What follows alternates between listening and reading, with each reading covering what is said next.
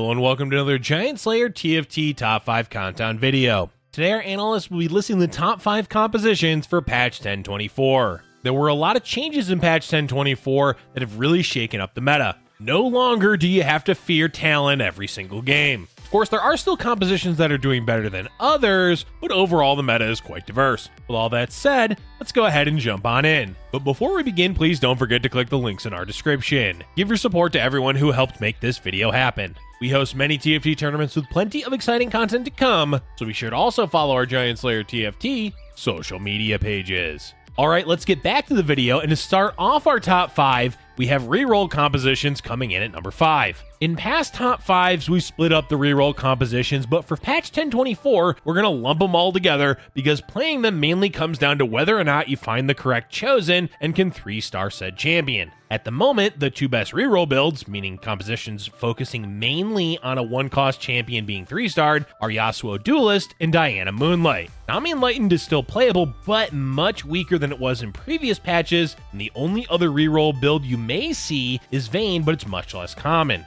We'll focus our attention on the two common builds, Yasuo and Diana. For Yasuo, the goal is to find a Duelist chosen Yasuo early on in the game, and then look to 3-star him by slowly rolling at level 5. After you 3-star him, you can simply go up to 6 Duelists and look for Adept to fill out the rest of the build. Adept is great because you're going to want to be playing Yone later on to give Yasuo the 2 exile buff. Diana Moonlight will be the same process as Duelist, except you're looking for a Moonlight chosen Diana. You can also use Lissandra as the chosen and even build around her, but Diana will scale much better later on in the game. Keep in mind that this composition is much harder to pull off because you need both Diana and Lissandra 3, which can be problematic if you're low rolling. But the payoff is a strong late game composition, as Diana 4 can carry quite well. As for what you add with the two Moonlight champions, well, that varies a lot.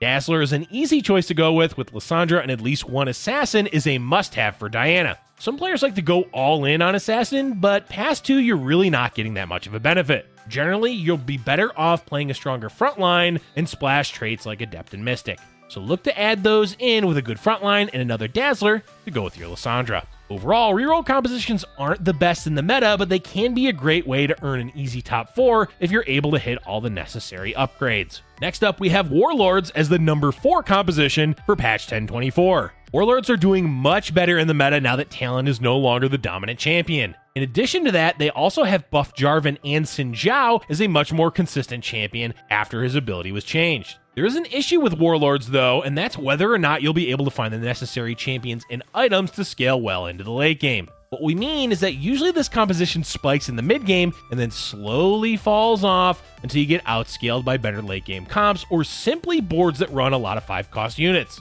It can do well late game if you manage to get 9 Warlords, but that's a really difficult ask as you need a chosen Warlord, a spatula item, and a Zir.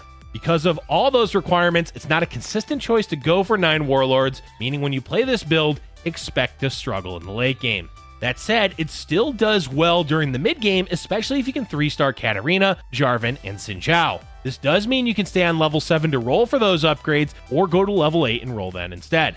Even without 9 Warlords, this is a solid top 4 composition, but can lack consistency if you're trying to force it every game. Let's move on to the composition coming in at number 3, Dusk. Dusk has almost always been a solid composition in the meta. There are times when it dips below the bar for our top 5, but it's consistently done well in every single meta.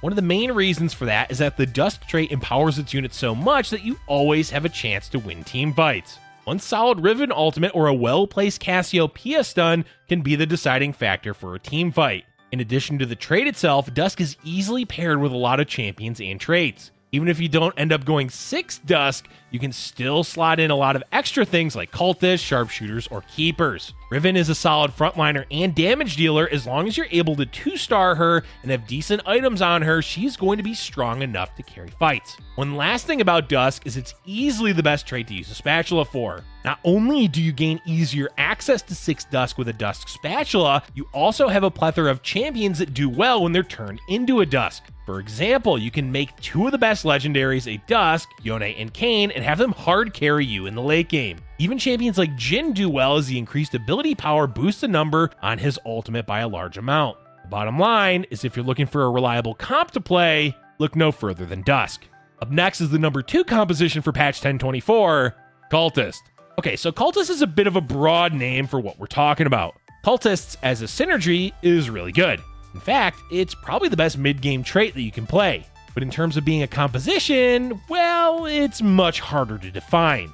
The reason is that you can play so many variations of it. We'll touch on a few of the variations, but we're going to focus mainly on Cultist with Keeper. Keeper has surprisingly been doing well past the early game, as 4 and 6 Keeper provides enough shielding for an extended period of time to be worth investing in. That said, 6 Keeper is much harder to pull off, so a common way to play this trait right now is pairing it with Cultists. Putting those two together makes for a solid mid to late game composition that can either earn you a top 4 or transition you into a legendary focus build. One of the strengths of playing these two traits together is how easy it is to fit all the pieces together. With either a chosen Keeper or a chosen Cultist, you can get both 6 Cultists and 4 Keeper in at level 8. This makes for a solid mid-game build that can do well all the way until stage 6. After that, it may struggle, but as mentioned, you can always transition it towards a legendary focus build, or even drop down to 3 Cultists and instead play 6 Keepers. As for other ways to play Cultist, well, the sky is really the limit. You can pair a lot of traits with 6 Cultists at level 8, but common ones to play are Dusk, Sharpshooter, or simply legendary champions like Kayn and Yone.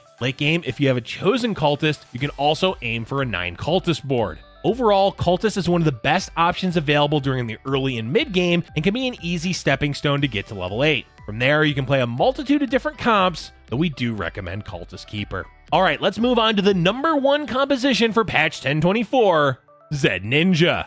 A not-so-new challenger has appeared in the meta to take the place of Talon, and that's Zed.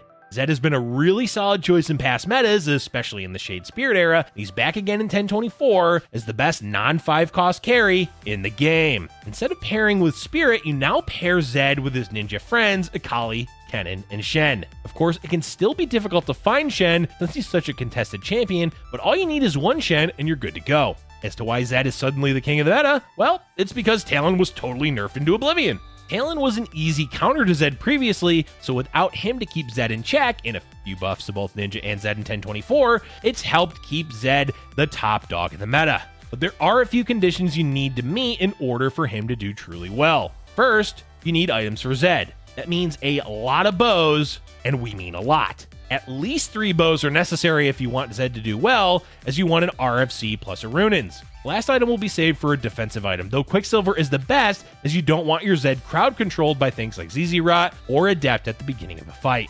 So if you find yourself with multiple bows, then the possibility of playing Zed is there. The second condition is that you need to 3-star him, otherwise he won't scale well into the late game. This is a lot easier to do when you find a chosen Zed, so we recommend only playing this build when you do find one, or if you happen to naturally hit a lot of Zeds. The last condition is, as we mentioned earlier, finding a Shen so that you can play 4 Ninja. The Ninja buff is quite important for the damage output of Zed, so don't overcommit to playing him if you can't find a Shen. Along with Ninja, you're going to need at least one other shade to go with Zed. The popular way to play the comp is usually having a chosen Zed with an Evelynn and Kayn thrown in later on, so you end up with 4 shade, 4 Ninja. But as long as you have at least one shade, you'll do just fine. Other ways to play the composition include adding in Cultist with Pyke and Evelynn, and a 3rd Cultist, or going heavy into Keepers to pair with your Kennen. There's a lot of flexibility as long as you have 4 Ninja and one other shade to go with your Zed. Overall, Zed may not always be forcible because the conditions to play him as the main carry can be difficult to meet, but when you do, expect to easily get a top 3 placement, and probably higher. That's going to be it for our top 5 compositions for patch 1024. Before we go, we still have a few honorable mentions to cover. Our first honorable mention is Sharpshooters. Sharpshooters are still a solid choice in the meta, but they do struggle against a lot of top meta builds, especially after the changes to the Jinx that have made her less reliable as a carry. But if you can secure 6 Sharpshooters in the mid game, you'll be in a decent position to top 4. Jhin and later on Azir are your best options to do well late game, so aim to 2-star both of them. Next, let's talk about Ashe Hunter. Hunters are by no means doing poorly in the meta, but they've definitely fallen off slightly compared to the last few patches. They tend to be less reliable at dealing with the meta compositions than the last patch, especially into Zed, as the Shade trait will cause the backline to stop attacking them. In addition to that, it's much harder to roll your way into a chosen Ashe, which was ideal in previous patches, as you're probably going to need to hit level 8 to do so. But if you're able to get an Ashe 2 early during the mid game and get a solid frontline to back her up, you will still be able to get at least a top 4 placement. And our last honorable mention is Warwick Divine. Warwick has received some interesting changes in patch 10.24 that changed how his ability functions. Instead of a fear, he will now give himself, and champions that share his traits, an attack speed buff for 3 seconds. While losing CC does hurt, he will dish out a lot of damage with the attack speed buff, especially if it's during the time that Divine is active. The real potential of this comp is still being figured out, especially since you can use Ashe along with Warwick. But as it stands right now, it's not always the most consistent, and Warwick does suffer from not being able to crowd control anymore, so he can get outskilled late game by 5-cost champions. And that's all for today's video, folks. While Zed is clearly doing a bit too well in the meta, the fact is there's way more options available in this meta than we've had in the past few patches. The fresh feeling of this patch is also thanks to the changes to the shop, which make it so rolling down at 7 is no longer the only way to play the game. Let us know in the comment section below what compositions you've been enjoying, and if we missed any that you think deserve to be on the list. Thank you for watching, and if you're enjoying our content, be sure to hit the like button and subscribe for future Giant Slayer TFT videos.